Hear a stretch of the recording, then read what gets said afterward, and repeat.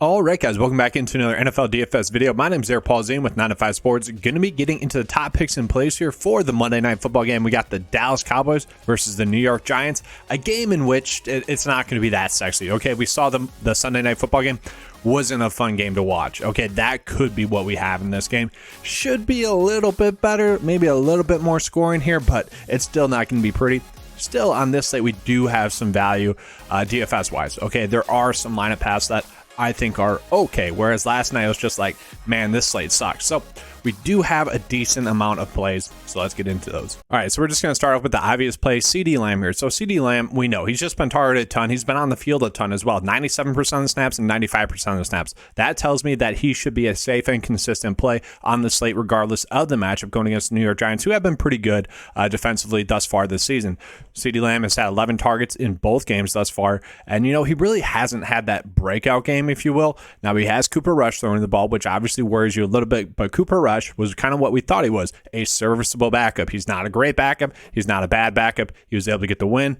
So yeah, CeeDee Lamb is like one of those players on the slate, just given the price point, given the lack of other quality plays, that I'm going to be going out of my way to play. The real decision with him is deciding whether or not to put him into the captain spot, because you will be able to do that if you choose to do that. So I did mention Cooper Rush. Now, Cooper Rush did come in and play okay. He wasn't great. Let's not get carried away with it, but he was very serviceable, okay? If the game stays close, if he can be a game manager, he will be fine. If they are playing from behind, he will not be fine. That kind of goes the same for Daniel Jones on the other side, who pretty much after this year will be a backup NFL quarterback.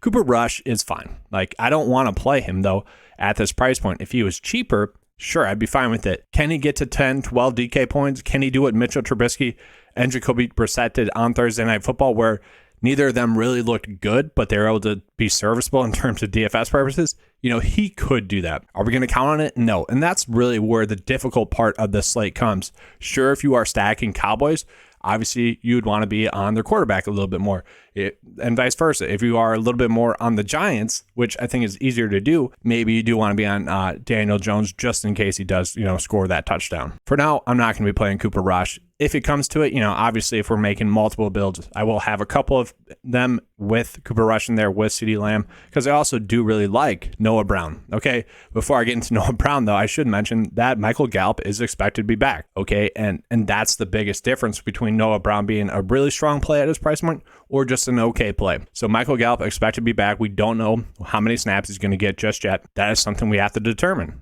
Okay, probably going to be around 50% of the snaps. I don't expect him to get 70 or 90. I expect them to kind of work him into the system, work him back into live action reps.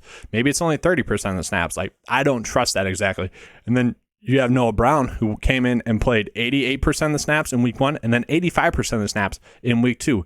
His production was not really shocking. And I do want to point out, I do think there's something to like the backup to backup connection, where Cooper Rush and Noah Brown have been working together a lot throughout their whole career as backups. They're getting those reps in together. So who does Cooper Rush trust when he's throwing the ball, when he's dropping back? Noah Brown. And as long as Noah Brown's going to be on the field a lot, he's going to be a good value. Saw 5 targets in week 1 and saw 9 targets saw 5 targets in week 2, saw 9 targets in week 1. Okay. That is going to be consistent production. Okay, those targets are going to continue to be there, especially if Michael Gallup is not going to play a full allotment of snaps. Okay, playing 88% of the snaps, it's not fluky. Those points should consistently be there. So Noah Brown at this price point, I actually do really like. And now we're starting to get to the point where, do we have to play Cooper Rush targeting 2 of the pass catchers on the Dallas Cowboys? Maybe.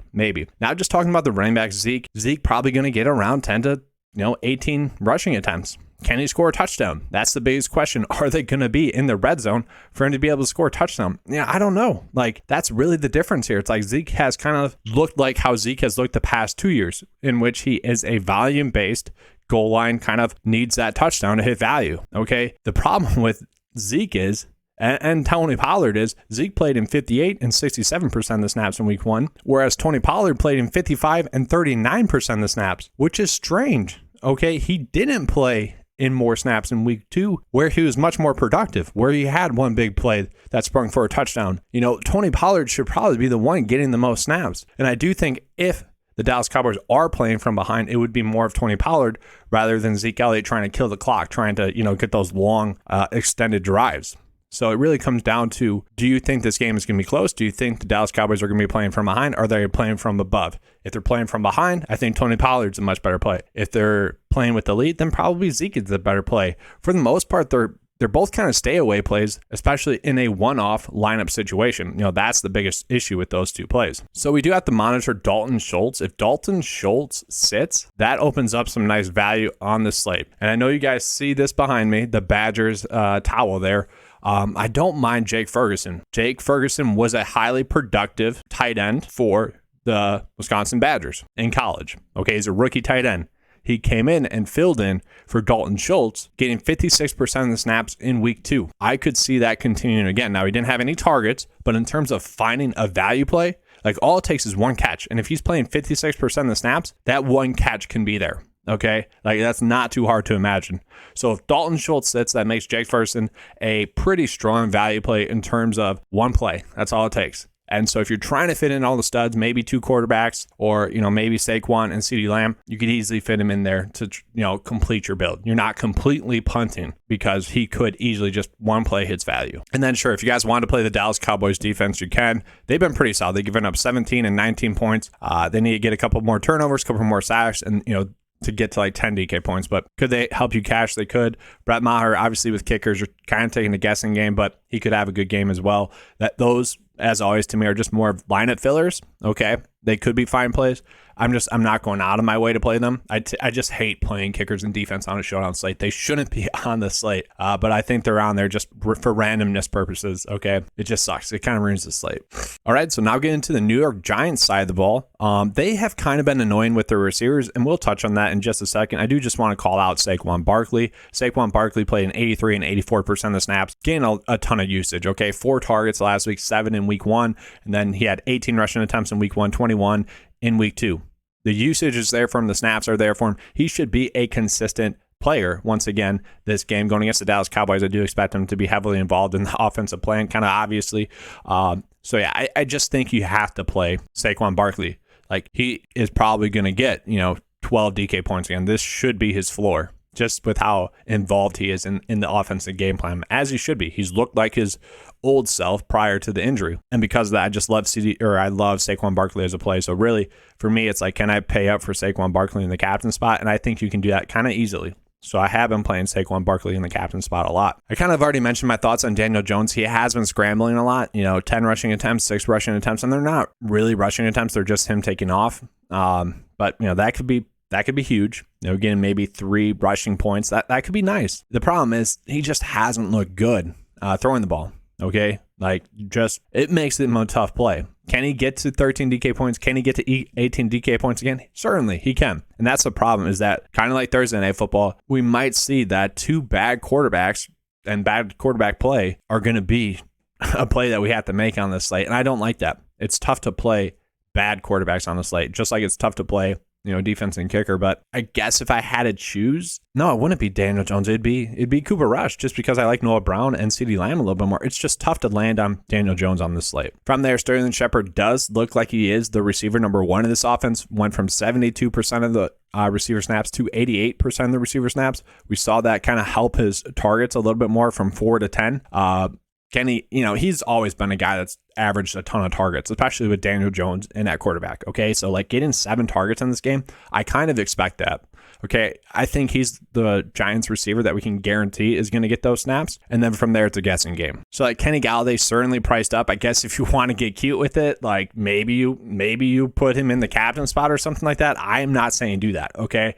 The snaps most likely will not be there for him, but he did play 77% of the snaps in week 1, and then went all the way down to 3%. They could have used last week's game as a wake-up call, being like, hey, dude, you need to try, okay? Like, we're sick of this BS that you've been doing. Like, try, and then you'll play. I don't know. Like, we don't know. We just have no clue. That'd be something that you would want to watch and listen to prior to the game. A lot of the times the reporters in the pregame coverage will talk about this, and that'd be something in which, Kenny Galladay's name's getting brought up. Kenny Galladay is expected to play a little bit more. That'd be something in which you could definitely gain some leverage on the field with. I'm not saying do it. but I am saying like it could happen. Like I'm not crazy about it. Don't do it. That's what I'm saying. But this is DFS. This is gambling. This is trying to get lucky, and that'd be a play in which you are certainly trying to get lucky. I don't love it. He's going to be low owned as he should be. From there, it's sad. Like Kadarius Toney, doubtful, not going to play. He's been bothering.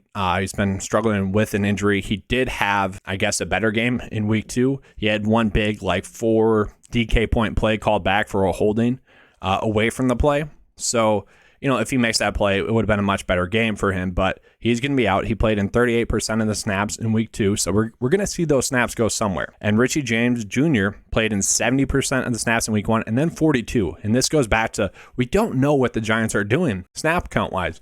I would expect with Kadarius Toney ruled out, that Richie James is going to get his snaps. That's what I expect. So he's been someone that's gotten 6 targets both games thus far. And I just like him. I've always kind of liked him as a receiver. So at 5.4, that is a great price point. And he'd be someone that I do like as a play. For me, it's kind of just you're either playing Richie James Jr. or you're playing David Sills. David Sills is obviously a receiver that they love. The Giants love. He played in 45% of the snaps in week 1.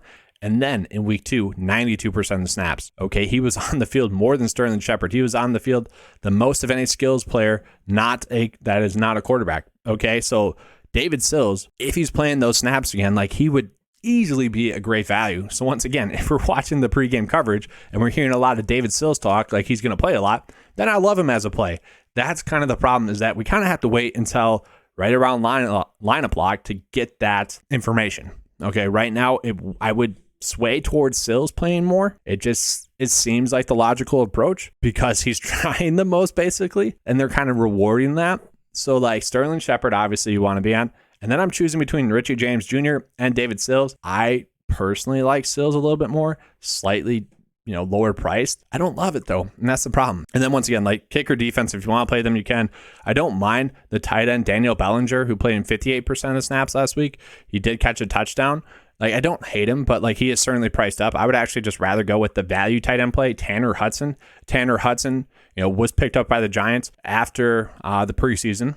Played in 32% of the snaps in week 1, wasn't targeted, and then in week 2, 37% of the snaps was targeted 3 times.